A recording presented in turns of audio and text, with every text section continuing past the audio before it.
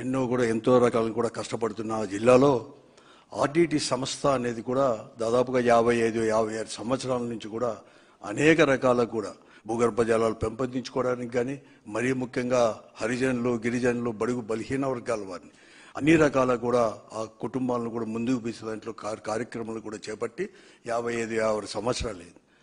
అటువంటి సంస్థకు అనేక రకాల ఒక అనంతపురం జిల్లానే కాదు రాయలసీమ ఉమ్మడి ఆంధ్రప్రదేశ్లో తెలంగాణ ప్రాంతంలో కూడా ఈ సేవలు కూడా అందించేది. అటువంటి సంస్థకు వచ్చేసి ఏప్రిల్ 21, 2025లో కేంద్ర ప్రభుత్వం నుంచి FCRA అంటే ఫారెన్ కాంట్రిబ్యూషన్ యాక్ట్ ప్రకారం రెగ్యులేషన్ వెంటనే కూడా రిజిస్ట్రేషన్ కూడా నిలబెట్టి రెన్యూలు చేయకపోవడం, చేసేదే కాకుండా ఉన్నట్లు కూడా ఆ రోజు నుంచి కూడా ఫండ్స్ అన్ని కూడా ఫ్రీజ్ చేయడం కూడా జరిగింది. కూడా అనంతపురం జిల్లా ప్రజానికం పైన ముఖ్యంగా బడుగు బలహీన వర్గాల పైన కూడా పిడుగుపాటు కూడా పడింది. ఆ రోజు నుంచి వైఎస్ఆర్ కాంగ్రెస్ పార్టీ ఆధ్వర్యంలో కావచ్చు, లేకపోతే అలాగే ప్రజా సంఘాలు, ఈ రాష్ట్రంలో ఉండే ప్రతిపక్ష పార్టీలు ఇవన్నీ కూడా కేంద్ర ప్రభుత్వం పైన రాష్ట్ర ప్రభుత్వం పైన ఒత్తిడి తీసుకొని రావడం కూడా జరిగింది. మరీ ముఖ్యంగా వైఎస్ఆర్ కాంగ్రెస్ పార్టీ ఎక్కడైతే అనంతపురం జిల్లాలో ఎక్కువ సేవలు అందించిందో కళ్యాణదుర్గ్ నియోజకవర్గంలో కూడా రంగయ్య గారి ఆధ్వర్యంలో కూడా వైఎస్ఆర్ కాంగ్రెస్ పార్టీ ఒక బైక్ ర్యాలీ కూడా నిర్వహించడం, మే 17వ తేదీ 2025లో కూడా బైక్ ర్యాలీ నిర్వహించడం, అనేకమైన కార్యక్రమాలు కూడా చేపట్టడం జరిగింది.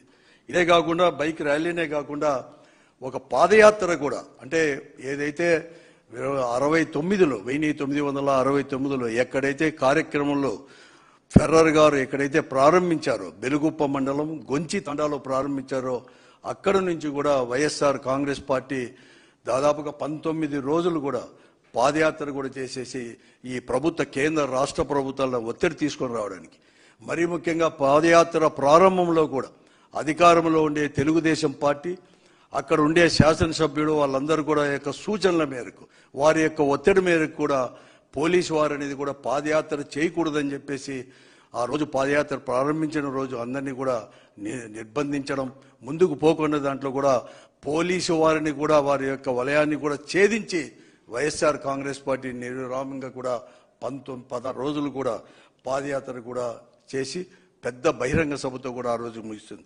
ఆ రోజే కాదు, తర్వాత ఉరవకొండలో కావచ్చు, అనంతపురం జిల్లా కేంద్రంలో కూడా ప్రజా సంఘాలు ఇవన్నీ కూడా పెద్ద ఎత్తున ఒత్తిడి తీసుకొని కూడా రావడం జరిగింది.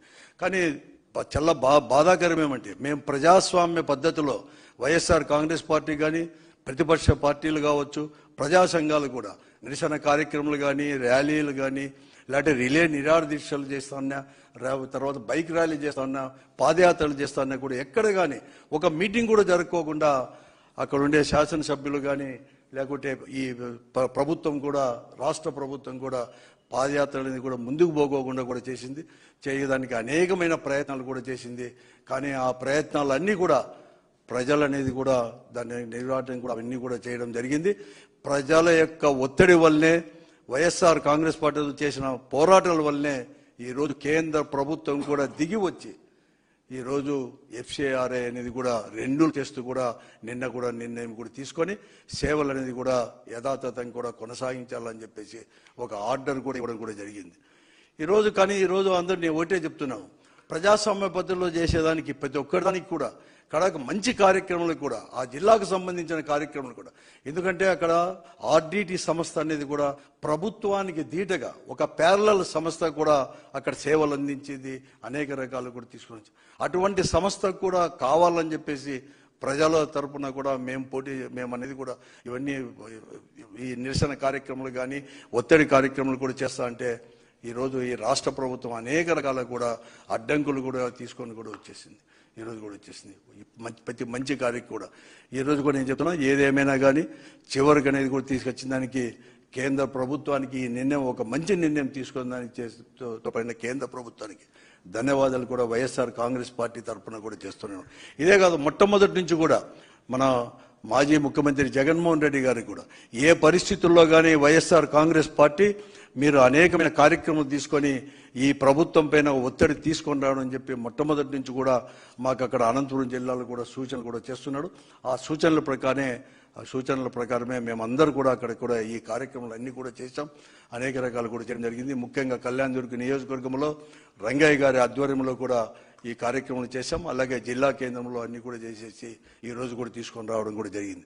అంతేకాకుండా ఏప్రిల్ ఈ నెల 10వ తేదీ కూడా ఒక కళ్యాణదుర్గ నియోజకవర్గం కుందిరుపులోనే 1,00,000 పోస్ట్ కార్డుల ఉద్యమం కూడా వైఎస్ఆర్ కాంగ్రెస్ పార్టీ ఆధ్వర్యంలో నేరుగా ప్రధానమంత్రికే వెంటనే కూడా రెన్యూల్ చేయండి ఆర్డీటీ సంస్థను అని చెప్పేసి కూడా ఆ ఉద్యమం కూడా చేపట్టడం జరిగింది.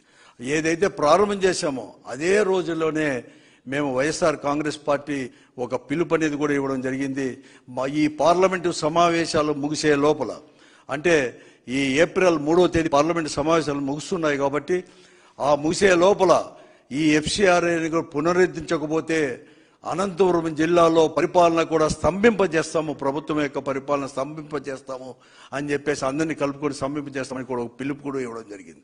అలాగే ఆ తర్వాత 16వ తేదీ కూడా అక్కడ ఈరోజు అక్కడ అమిత్ షాని కూడా మాజీ పార్లమెంట్ సభ్యులు రంగయ్య గారిని కలిసడం, అలాగే మన వైఎస్ఆర్ కాంగ్రెస్ పార్టీ రాష్ట్రానికి చెందిన పార్లమెంటు సభ్యులతో కూడా అక్కడ ఒక నిరసన కార్యక్రమం కూడా పార్లమెంటు లోపల కూడా అంటే ఆవరణలో కూడా ఒక నిరసన కార్యక్రమం కూడా రంగయ్య గారు ఇతర వైఎస్ఆర్ కాంగ్రెస్ పార్టీ పార్లమెంటు సభ్యులు కలిసి కూడా నిరసన కార్యక్రమం కూడా ఇవ్వడం కూడా జరిగింది. అమిత్ షాను కూడా కలిసి ప్రత్యేకంగా కూడా ఒక రిప్రజెంటేషన్ కూడా చేయడం జరిగింది.